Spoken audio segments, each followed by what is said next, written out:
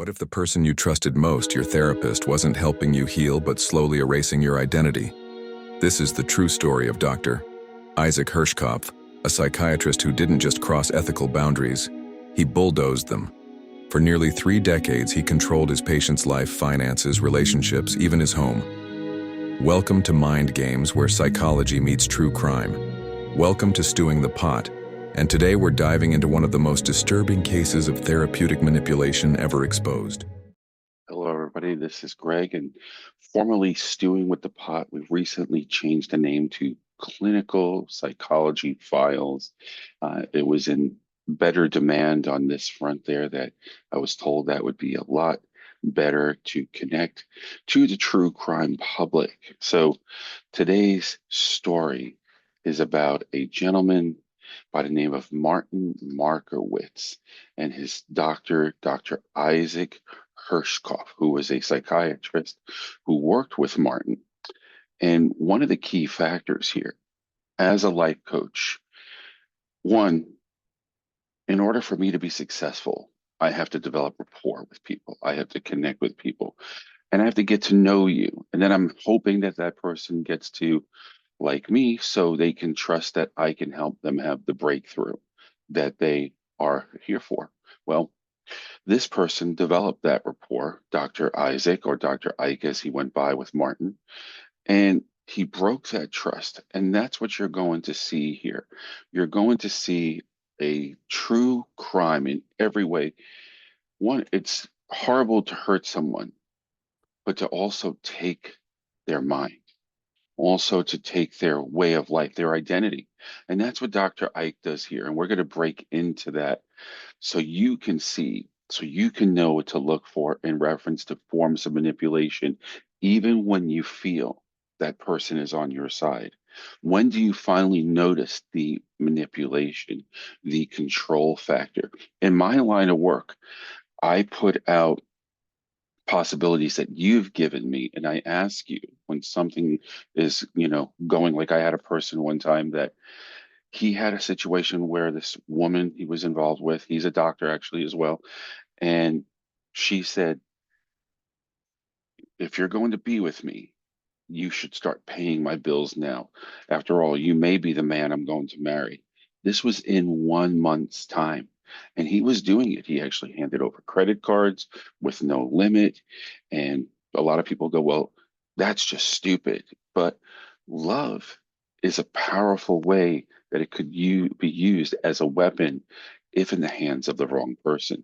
So we're going to break into this case now in reference to mind games with Dr. Isaac Hirschkopf, also known as Dr. Ike, and Martin Markowitz. Take a look. So hello, everybody. We're about to start that story in reference to mind games. But before we start, I really would like to ask you in advance if you can like, subscribe, and share our podcast. We're growing. And as you know, we also incorporate the life coaching. That's why it's Criminal Psychology Files. So we can hopefully help people utilize some of these tools in their everyday life. Also, this particular podcast is not only based on true events, but also a Apple TV show with Paul Rudd and Will Ferrell called The Shrink Next Door. So if you want a little more insight of what this person, Martin, had gone through in a sort of entertaining way in reference to playing with your senses, to connecting with your senses, to see how Hollywood also shows the manipulation of what Dr. Ike did with Martin, this would be a good watch for you. So without further ado, once again, please like, subscribe, and share, and onward to the story. In 1981, Martin Markowitz was 39 years old, a wealthy textile businessman, emotionally adrift after the death of both parents. He was grieving, overwhelmed by family tensions, and struggling to maintain control of his inherited company. Vulnerable and isolated, Martin turned to therapy. He was referred by his rabbi to a young, charismatic psychiatrist named Dr. Isaac Ike Hirschkopf. Ike was polished, confident, and well-connected. He boasted about treating celebrities like Gwyneth Paltrow and Courtney Love. His Manhattan office was filled with photos of himself posing with stars and socialites. At first, Ike seemed like the perfect antidote to Martin's loneliness. Their sessions were unconventional, walks through New York City, direct advice, and a sense of camaraderie that blurred the lines between therapist and friend. Ike didn't just listen, he inserted himself into Martin's life. Within months, Ike was advising Martin on business decisions, encouraging him to cut ties with his sister Phyllis, and suggesting bold financial moves. He convinced Martin to lower Phyllis's salary, then orchestrated her firing from the family company. Ike even drafted the letter Martin sent to disinherit her. Ike's influence grew rapidly. He persuaded Martin to buy an adjacent property in the Hamptons, then moved into the main house himself, relegating Martin to the guest quarters. Ike hosted lavish summer parties, inviting celebrities and Manhattan's elite. Guests assumed Ike owned the estate. Martin, the actual owner, was seen serving drinks and grilling kosher meat mistaken for hired help. The invitations to these parties? Sent under Ike's name. The decor? Photos of Ike with famous faces, framed at Martin's expense. The books Ike had written in longhand? Martin typed them all.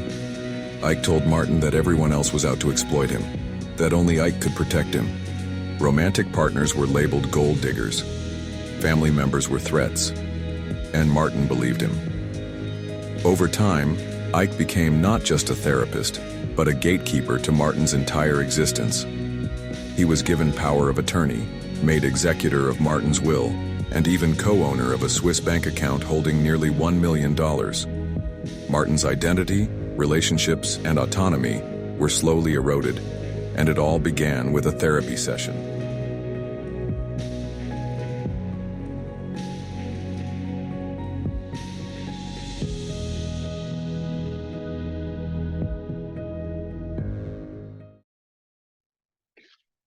In a word, wow, especially anyone going through this. And it's not just doctor-patient relationship, though that's what we're speaking of today. It's this kind of manipulation in general of not being able to see the red flags. And that's one of the key factors. It's like your whole world is topsy-turvy. And one of the key things is, what need was he getting met? Yes, do you think that he knew something? But I'm finally getting someone that's on a 24/7 basis seeing me. I'm significant. I'm being valued. Because believe it or not, there are people out there that will. I have many clients with confidence issues. And this is a recurring theme. I literally know a young lady now who is many actually that are going through, male or female, but in this case, this young lady, she had everything going, a powerful job, significant, but the power of one man over her changed her whole world. She left an amazing position. She had homes all over. Now she's bounded by him into his apartment, working for him basically in reference to making money, giving it in. And he does have her under the influence of something in reference to substance to control. But Dr. Ike used manipulation. He broke the cardinal rule and manipulated Martin because he's seen this person who didn't have confidence, who didn't feel right with himself. He broke lines and relationships with family and changed everything in his world so he could have control, so he could have manipulation. Do you know anybody like this? Well, we're going to find out. Does Martin eventually get his identity back? Because right now he's living as a behavior being controlled by Dr. Ike. So let's continue now to find out how this plays out. By the early 1990s, Dr. Isaac Hirschkopf had achieved something few therapists ever dare: total control over a patient's life. Martin Markowitz wasn't just a client, he was a vessel. Ike had inserted himself into every corner of Martin's world: his business, his finances, his home, and most tragically, his family. Martin's sister, Phyllis Shapiro, had once been his closest ally. She worked alongside him at the family's textile company, Associated Fabrics. But Ike saw her as a threat. He began planting seeds of doubt. He told Martin that Phyllis was lazy, manipulative, and undeserving of trust. At Ike's direction, Martin repeatedly lowered her salary. Eventually, Phyllis quit. But Ike wasn't done. He drafted a letter for Martin to send to her, cold, final, and devastating. It declared that no one in the family would ever inherit any of Martin's money. When Phyllis tried to reach out, birthday cards, voicemails, Ike demanded Martin show them to him so he could interpret their meaning. Phyllis, desperate to get her brother's attention, took drastic action. She removed gold coins from a shared safe deposit box, withdrew money from a joint account, and took savings bonds from Martin's apartment. Ike used this as proof of betrayal. He convinced Martin to cut her off completely. For the next 27 years, Martin and Phyllis didn't speak. Ike filled the void. He told Martin, "Don't worry. My family will be your family. My kids will be your nieces and nephews." And so, Martin became a servant to Ike's social ambitions. At the Hamptons estate, Martin's estate, Ike hosted legendary parties. Invitations came from Dr. Isaac Stevens and family. Martin's name was nowhere to be found. Martin served drinks, grilled kosher meat, and cleaned up after guests who assumed he was the hired help. Meanwhile, Ike affixed his alias to the mailbox, moved into the main house, and relegated Martin to the guest quarters. Martin wasn't even allowed to store food in the kitchen. Ike's grip tightened. Martin rewrote his will, first to leave everything to a foundation controlled by Ike, then to Ike's wife, Rebecca. Ike was made co-owner of Martin's Swiss bank account, which held nearly $1 million. And through it all, Martin believed he was being protected. Ike warned him that romantic partners were gold diggers, that friends were opportunists, that only Ike could be trusted. Martin typed up Ike's handwritten manuscripts, 12 books, most unpublished. He chartered buses for party guests. He paid for koi ponds, miniature golf courses, and sculptures, all at Ike's direction. This wasn't therapy. It was psychological colonization. And Martin, still grieving, still vulnerable, couldn't see the bars of the cage. As he later said, "It felt like I was in a cult. Ike was the leader, and I was the follower."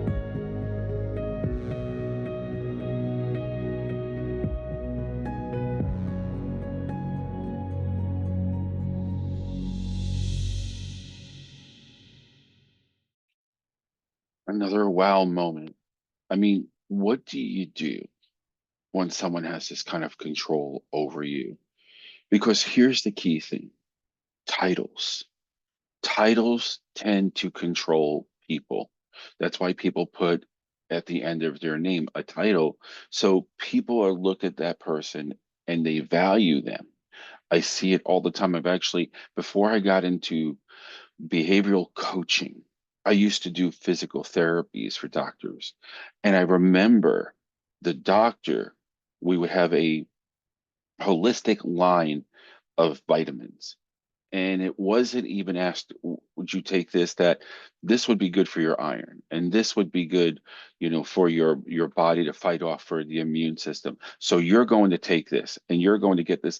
And I would see the wheels turning in the patient, like, how much is this? And I remember the doctor saying, well, this is going to be for these two particular vitamins, $500. And and you're going to do it for the next 3 months. So now that's $1,500. And I remember seeing the wheels turning, and the patient was like, well, you're the doctor. Okay. Is that manipulation? Is that something that the doctor couldn't have said, or could have said and said, you can get this if this is too much on you there? But that wasn't even a question. And then we had other modalities, from laser therapy to iron different therapies, also this kind of foot pull to changes colors to tell you what your body is on and off of, so they could sell more vitamins. Forms of manipulation, using titles against you to benefit them. And that's what you're seeing here. He wouldn't question it. It has to be good for me. He's seeing things, Dr. Ike, that I could never see. And I have to believe it because I did get better. I became more confident. but he believed this because of the hypnosis of manipulation. When you say something often enough, people tend to believe it. The longer it is, and the more passion you have behind it, the more someone's going to believe this. And who said this? Hitler said this. So again, he manipulated a whole country in reference to his beliefs and values. You're seeing that here by utilizing this kind of manipulation. Let's continue to see how this storyline plays out. After nearly 30 years under Dr. Isaac Hirschkopf's control, Martin Markowitz's awakening came not with a confrontation, but with silence. In 2010, Martin underwent hernia surgery. He waited for Ike to call, to visit, to check in. Nothing. That silence was deafening. Martin realized Ike didn't care. He wasn't a friend. He was a fraud. I knew that he knew he was the only person in my life, Martin later said, and he didn't show up. All of the frustration, all of the anger came bursting out of me. With the help of loyal employees who knew Ike only as a business consultant, Martin drafted a letter. It was simple, direct, and final. He was no longer Ike's patient. Ike tried to push back, insisting Martin was making a mistake. But Martin didn't respond. He changed the locks. He reclaimed his Hamptons estate. He rewrote his will. And then, he made the most important call of all. He dialed his sister Phyllis, estranged for 27 years. She answered and said, "I've been waiting for this call for 27 years." The siblings reunited. They traveled together to China and Italy. They laughed. They healed. In 2012, Martin filed a formal complaint with the New York State Department of Health. It took 7 years for the investigation to begin. But in 2021, justice arrived. The department found Dr. Isaac Hirschkopf guilty of 16 counts of professional misconduct, including fraud, gross negligence, undue influence, and moral unfitness. He was ordered to surrender his medical license in New York.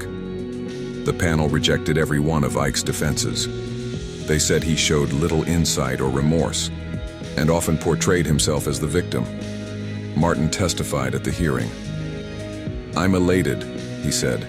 "It's complete justification for all the agony and angst I went through these past 10 years. Today, Martin is retired. He closed his family's fabric business and spends time with his girlfriend in Thailand. He keeps bees. He tends his garden. He lives quietly, peacefully." "It was 29 years under his power," Martin said, "and 11 years seeking justice. I finally got it." But the story doesn't end there. Ike wasn't just Martin's victim. Other patients came forward, women who rewrote their wills to benefit Ike's family, who were manipulated into financial and emotional dependency. Ike today is free, but how many people are being manipulated by people?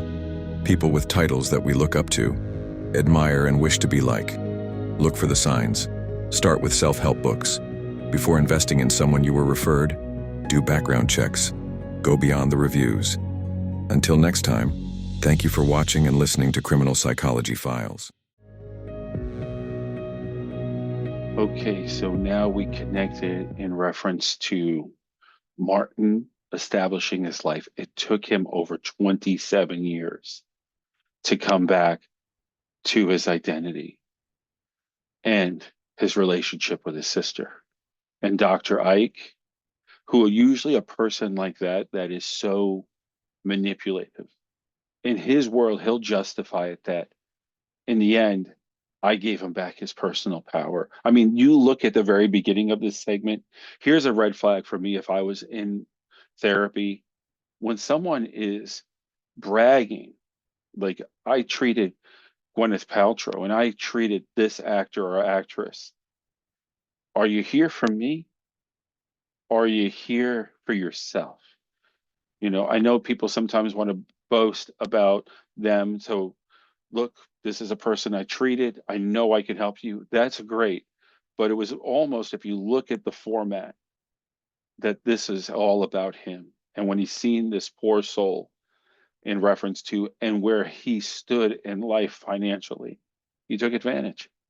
But the good news is that Today, he's living a satisfactory life, nothing to do with what Dr. Ike gave him, even though people could say, well, he did learn this. And we do want to find a good in everything. We do want to find good.